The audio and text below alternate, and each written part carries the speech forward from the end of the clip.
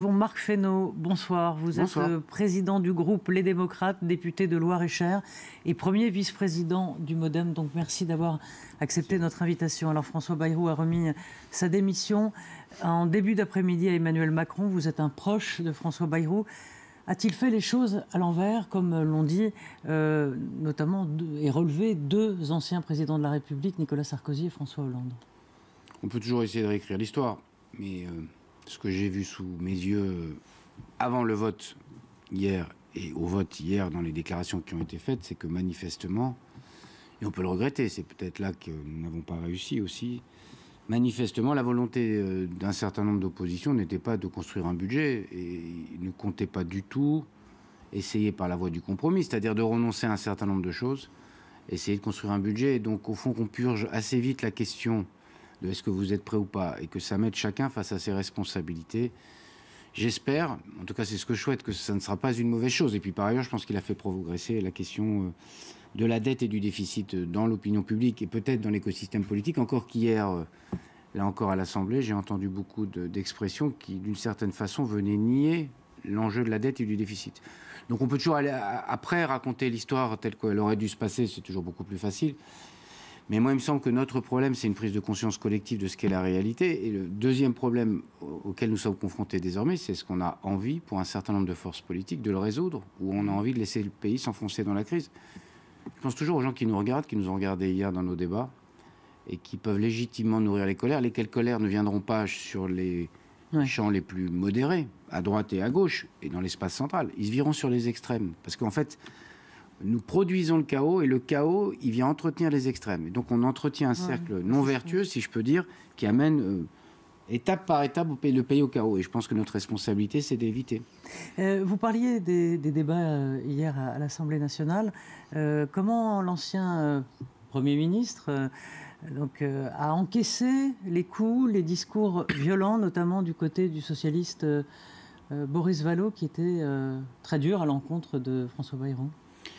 Il l'a dit d'ailleurs dans l'expression finale qu'il a eue après son déclaration en réponse au groupe. Il a en particulier dit, moi j'ai partagé tout à fait ce sentiment-là, qu'il avait fait attention lui, François Bayrou, comme Premier ministre. Et comme Premier ministre plutôt démissionnaire, ou qui allait être contraint à la démission, de ne pas obérer l'avenir par des paroles qui soient blessantes ou des paroles définitives. Et ce que j'ai regretté moi, en particulier de la part de M. Vallaud, mais je ne vais pas essayer de rentrer dans son jeu, vous voyez ce que je veux dire. Mais je dis juste un mot, j'ai trouvé que c'était pas digne. Mais c'est pas parce que des gens ne sont pas à la hauteur de ce qu'on pourrait espérer de leurs responsabilités. Je suis pas sûr que le moment soit le moment des petites phrases, des punchlines, comme on dit, et des règlements de compte. Surtout et plus encore, quand on estime qu'on doit pouvoir trouver des compromis avec les forces politiques qu'on a insultées une partie de l'après-midi. Moi, je n'ai pas insulté le Parti socialiste hier après-midi. Je n'ai pas insulté les écologistes. Je n'ai pas insulté les LR. Évidemment, encore moins nos alliés historiques de La République En Marche ou d'Horizon. Quand vous insultez les gens comme ça, vous ne créez pas les conditions de la confiance et du dialogue. Parce que moi, j'ai des députés qui ont entendu la parole. J'ai des gens qui votent pour nous, qui peuvent trouver qu'il y a un moment, on ne peut pas tout accepter. Donc je regrette ça. Vous voyez, je le dis encore avec des mots mesurés et pondérés, mais je trouve que ça n'est pas digne du débat politique de se comporter ainsi quand on aspire. Ou alors, il ne faut pas faire semblant. Il ne faut pas faire semblant de vouloir avoir un Premier ministre à Matignon. Il ne faut pas faire semblant de vouloir accepter des compromis quand, à ce point, on ravage la capacité de compromis par des attitudes offensantes. Pas seulement à l'endroit de François Bayrou. Je ne dis pas ça parce que je suis proche de François Bayrou. J'ai entendu les mêmes attitudes sur Michel Barnier. Et je trouve que le débat politique, pour ceux qui s'estiment être dans le champ républicain, moi, j'ai rien à attendre de Mme Le Pen ou de Mme Panot, qu'ils soient dans l'outrance dans leurs propos, mais j'ai trouvé presque que leurs propos étaient moins outranciers que ceux et moins blessants, inutilement blessants que ceux qu'apportait M. Vallaud. La chute du gouvernement était attendue, mais l'ampleur du désaveu est assez frappante. 364 députés ont voté contre la confiance au gouvernement et seulement 194 pour. Comment vous interprétez ce résultat, ce rejet massif? D'abord, il y avait les forces qui avaient dit à gauche, la seule chose sur laquelle il faut peut-être s'interroger, c'est malheureusement que dans les rangs des LR, nous n'ayons pas réussi à faire le plein, parce qu'il y a eu le plein à Renaissance, à une exception près, enfin anecdotique, à Horizon et au groupe Les Démocrates. Je pense que les partis politiques sont tiraillés entre l'esprit de responsabilité et l'esprit d'irresponsabilité, ou le court terme et le moyen et le long terme. Je pense qu'un certain nombre ont regardé leur choix au regard de leur circonscription et de ce que pourraient être les résultats d'une dissolution pour eux. Alors, je ne vais pas avoir de jugement de valeur.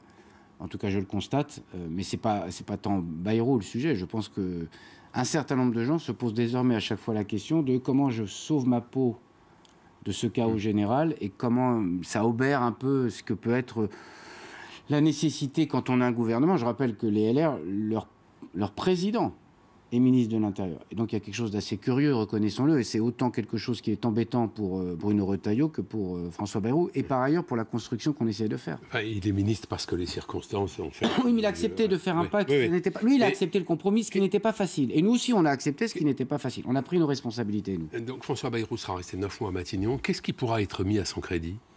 D'abord, d'avoir pu faire voter un budget. Je rappelle que quand il arrive à Matignon le 13 décembre, il n'y a pas de budget.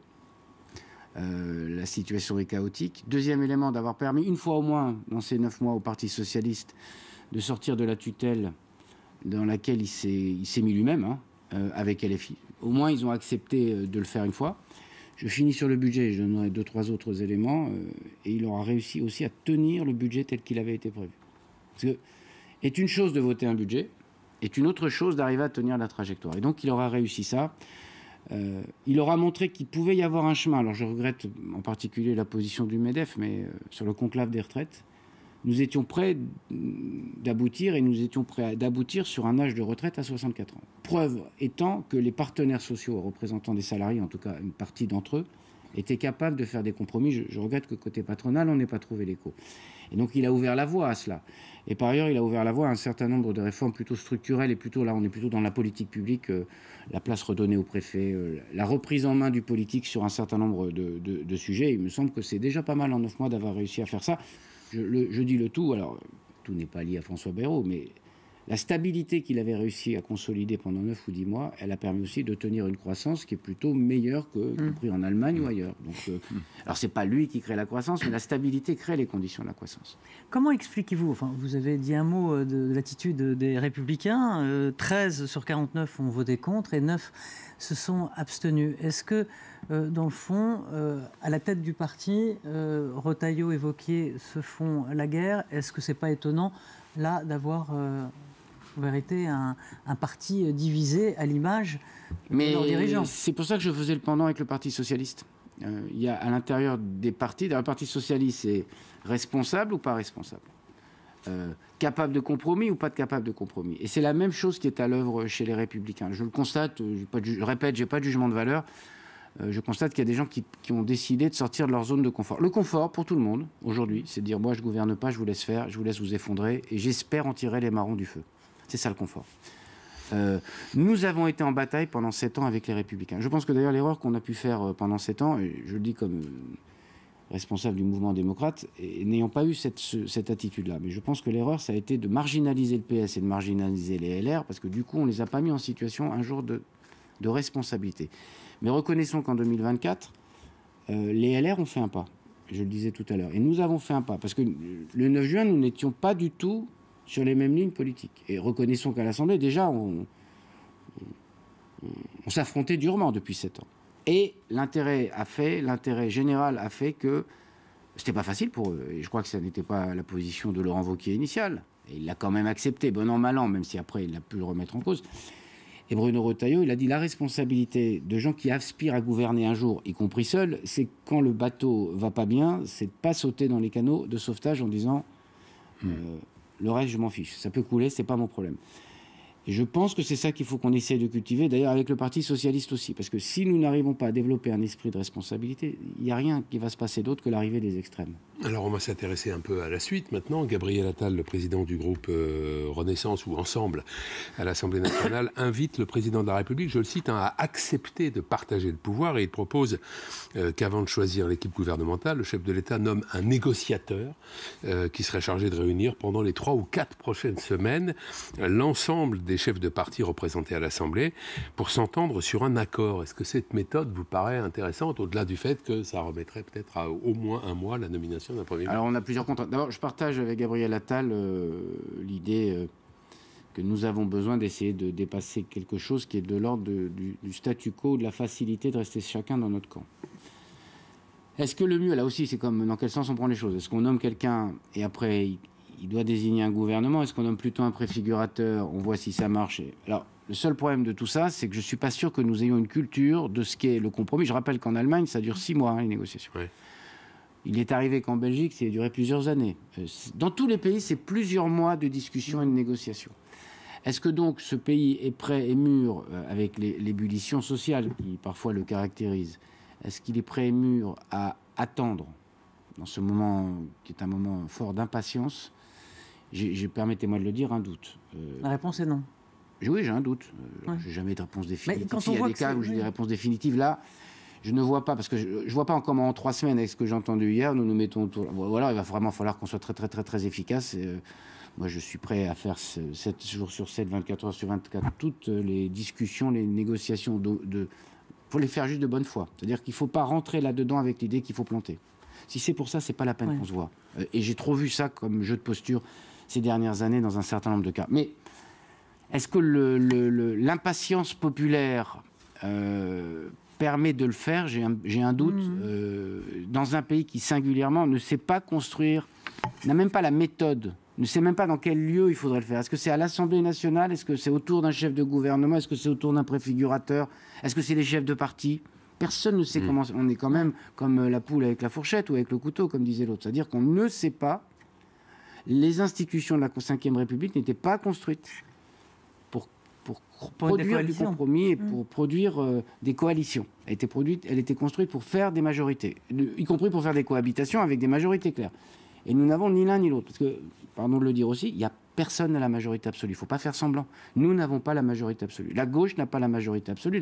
L'extrême droite n'a pas la majorité absolue. Et justement, alors, s'il y a un Premier ministre issu du bloc central qui arrive, alors là, le dernier nom qui court, c'est celui de Sébastien Lecornu, le ministre des Armées, un proche de François Bayrou.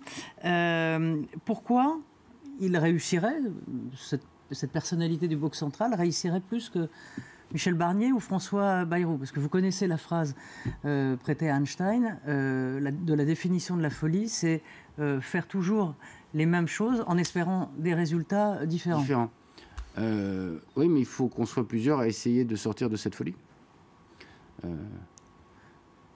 Au fond, on pourrait dire...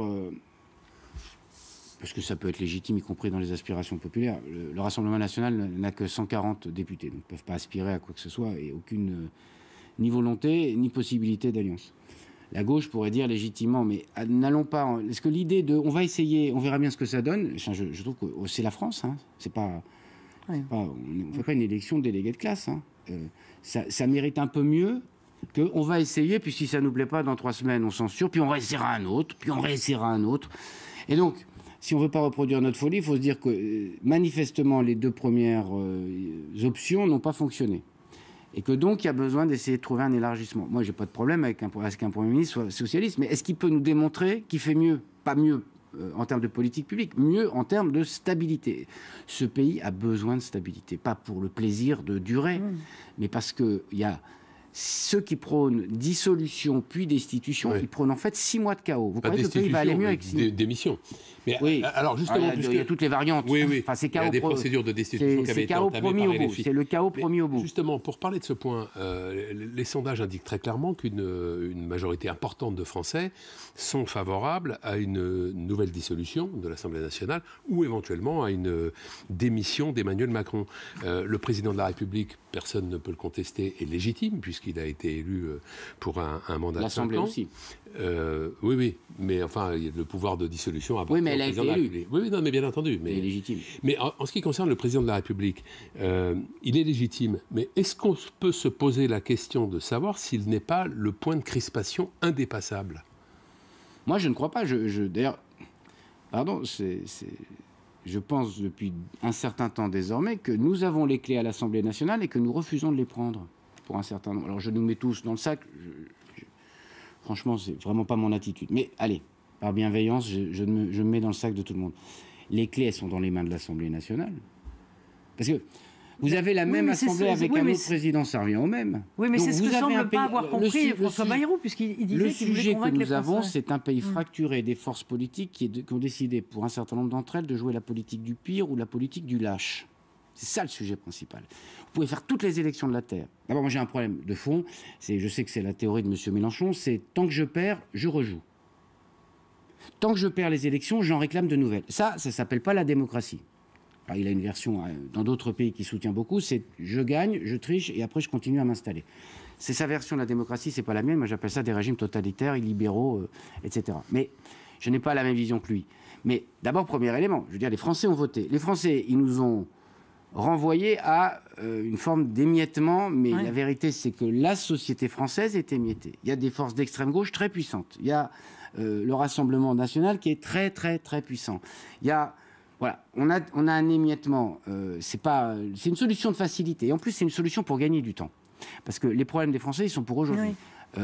Par ailleurs, je le dis au bout, on nous invite donc à bâcler une élection présidentielle, croyant régler un point de fixation, quand, de toute façon, je pense que l'élection présidentielle mérite quand même des mois de débat, d'incrémentation, de projet contre projet, et pas 5 semaines pour remplacer le président de la République. Donc tout ça... évoqué après les municipales. Oui, mais oui, tout ça... après les municipales, on sera en avril. Vous ne croyez pas qu'on peut continuer à travailler, puisque de toute façon la séquence présidentielle se lancera en septembre. Je trouve que c'est une facilité. Par ailleurs, si à chaque fois dans ce pays, mais évidemment on est en train d'aller sur les thèses de Mélenchon, à chaque fois dans ce pays on n'est pas d'accord avec quelqu'un, on a un point de crispation, il peut y avoir de la colère contre lui, très bien. On dit qu'il faut qu'il parte, on invente la révocation permanente des responsables publics, ça ne peut pas marcher comme ça, parce que ça c'est le chaos au bout, mais vraiment le chaos. Une petite question, Roselyne, si vous permettez. Allez-y. Est-ce que la France est vraiment impossible à réformer, ou est-ce que la France a depuis des décennies une classe politique qui n'est pas à la hauteur des enjeux ? Les deux mots en général. C'est l'œuf et la poule, peut-être. Enfin bon, vous avez le droit de le dire, mais je ne suis pas sûr que ce soit l'œuf et la poule. Non, je pense que nous avons une classe politique. D'ailleurs, c'est ce qu'a essayé de faire François Bayrou, c'est d'essayer d'éclairer les consciences. On a besoin... On ne peut pas faire contre les gens. Parce qu'à force de dire on fait votre bien contre vous, les gens disent vous faites contre nous. Bon.